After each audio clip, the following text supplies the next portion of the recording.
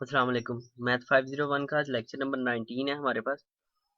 Cramer rule के ऊपर, volume और लीनियर ट्रांसफॉर्मेशन के ऊपर। क्रैमर रूल हम पढ़ के आए हैं वैसे मैट्रिक के अंदर भी। तो उन्होंने कहा है कि क्रैमर रूल क्या है कि is needed in variety of theoretical calculation. For instance it can be used in the study how solution a x is equal to b. कि हम इसे इस तरह की इक्वेशन में भी इस्तेमाल कर सकते हैं जहाँ पे a x is equal to b की होता है। तो एक ऑर्डर 3/3 अगर आपके पास मैट्रिक्स दिया गया हो तो उसे किस तरह हल करेंगे। उसके बाद उसने कहा थ्योरम 1 ने एक क्रैमर रूल दिया हुआ है कि x1 यानी x ऑफ i बराबर होता है determinant of a of i of b और डिटर्मिनेंट ऑफ a, यानी x बराबर होता है a of x over determinant of a और y बराबर होता है a ऑफ y का डिटर्मिनेंट और डिटर्मिनेंट ऑफ a, यानी दोनों में डिटर्मिनेंट ऑफ a लेते हैं। 1.6 बनती है 9th class Punjab text book board की। क्रैमर रूल वहां पे दिया हुआ है। तो तरीकाकार क्या है कि सेम वही, ये ए होता है, ये एक्स है और ये आपके पास बी की रकम आ गई, इस मैट्रिक्स में से निकाल ली। अब हमने सबसे पहले इसमें जो काम करना होता है वो आप लोगों ने याद रखना है। सबसे पहले डिटर्मिनेंट लेना होता है। अगर आ जाए आपके पास डिटर्मिनेंट 0 के बराबर, फिर आपने सिंपल एक लाइन लिख देनी होती है कि सोल्यूशन नॉट पॉसिबल। ठीक है, क्योंकि जब डिटर्मिनेंट ऑफ ए ही 0 आ जाएगा तो 1/0 जो होगा वो आपके पास इन्फिनिट होगा। ठीक है, तो जब ये इन्फिनिट होगा तो फिर सवाल हल मुमकिन ही नहीं होगा। तो सबसे पहले डिटर्मिनेंट लिया, डिटर्मिनेंट जो है वो नॉन जीरो है, जीरो नहीं है। तो फिर आपने क्या करना है कि अब जब ए एफ 1 ऑफ बी लिखा हुआ है ना, यानी एक्स के लिए उसने वैल्यू मालूम करनी है, तो वो एक्स वाली की जगह के ऊपर बी की रकम रखेगा जो कि ये रखी हुई है, फिर इसका डिटर्मिनेंट ले लेगा। ठीक है, जब a2 ऑफ बी लिखा हुआ है ना, यानी ये a of y of b होता है, तो फिर दूसरे वाले की जगह पे वो ये b की कीमत रखेगा और पहले वाली इसी तरह होगी। ठीक है, ये सिर्फ फर्क होता है। फिर इसका भी डिटर्मिनेंट लेना, आपने इसका भी डिटर्मिनेंट लेना होता है। डिटर्मिनेंट लेने के बाद उनकी वैल्यूज ऊपर रखी और डिटर्मिनेंट ऑफ ए जो हमने एक ही बार लेना था वो 2 है, वो नीचे रखा। बाद में उन्हें डिवाइड किया और ये आपके पास ए ऑफ 1 यानी x1 और ये x2 की कीमत आ गई।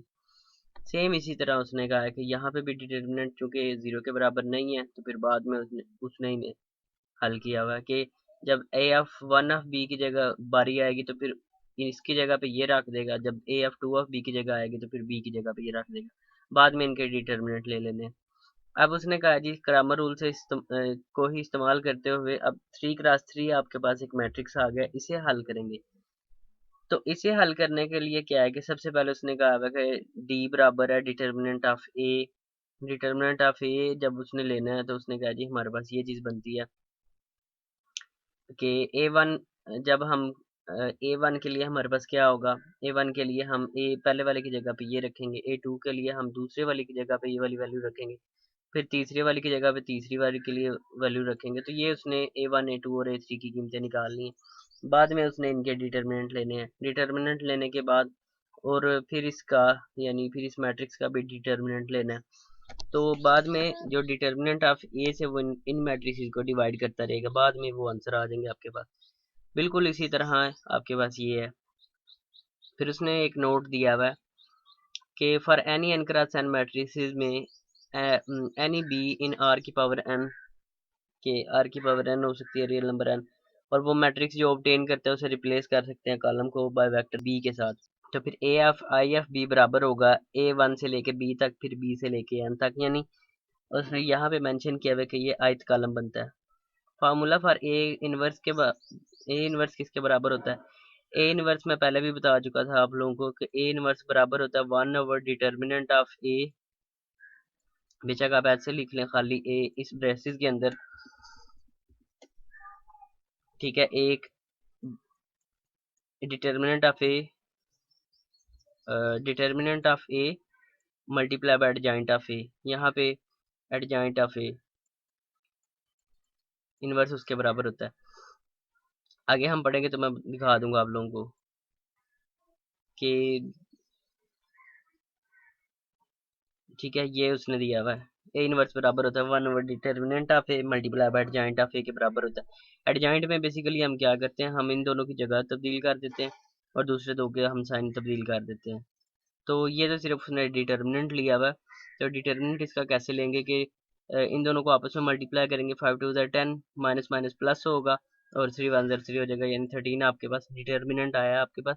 एडजॉइंट जब आप लेंगे तो 5 को 2 की जगह पे, 2 को 5 की जगह पे, और 3 की जगह पे फिर इसे -3 लिखेंगे और दूसरे -1 को हम 1 लिखेंगे। तो ये इस तरह करके उनकी जगह हम तब्दील करेंगे जब हम इनका एडजॉइंट लेते हैं। तो उसके बाद हमारे पास है, उसने कहा फाइंड द इनवर्स, इनवर्स मालूम करें फिर मैट्रिक्स ए आपको एक मैट्रिक्स दिया हुआ है। तो मैंने पहले बताया था आप लोगों को कि पहले कॉलम के लिए हम प्लस, दूसरे के लिए माइनस, तीसरे के लिए प्लस लगाते हैं। और यहाँ पे को फैक्टर की वजह से -1 की पावर 1 प्लस 1 लगाएंगे तो वो हमें 2 रिटर्न करेगा, -1 का स्केयर, यानी वो हमारे पास बनेगा -1 का स्केयर जो होगा वो 1 होगा। फिर बाद में पहली रो और पहले कॉलम को छोड़ा हुआ है, तो बाकी का डिटरमिनेंट लिया हुआ है। एंड में फिर हम इसे दोबारा इसकी जगह पे पुट कर देंगे। अब एडजॉइंट में हमने क्या करना है, एडजॉइंट में हमने उनकी जगह चेंज कर देनी होती है। ठीक है, पहले रोज को कॉलम में और कॉलम को हमने या रोज में तब्दील कर देना होता है। तो ये C11 C12 आना चाहिए था, फिर C13 आना चाहिए था, जो कि आपको यहाँ पे नजर आ रही है कि इसने इनको चेंज कर दिया है कि C11 C12 C13 की जगह पे। इसी तरह C21 को भी तब्दील किया हुआ। ठीक है, तो वो यहाँ पे आए हुए हैं, यानी रोज को उसने कॉलम में या कॉलम को रोज में तब्दील करते हैं, ये कहते हैं, इसे कहते हैं एडजॉइंट लेना।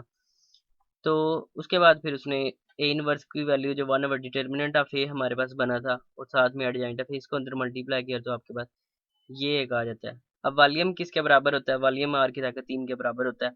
यहाँ पे उसने कहा है कि इफ ए, अगर आपके पास 2x2 एरिया हो किसी पैरेललोग्राम का, by the column A is determinant of A, अगर आपके पास वो 3x3 आ जाए तो फिर वो मैट्रिक्स क्या है, volume of the parallelepiped के बराबर होता है, और उसे of A is determinant of A ही होता है।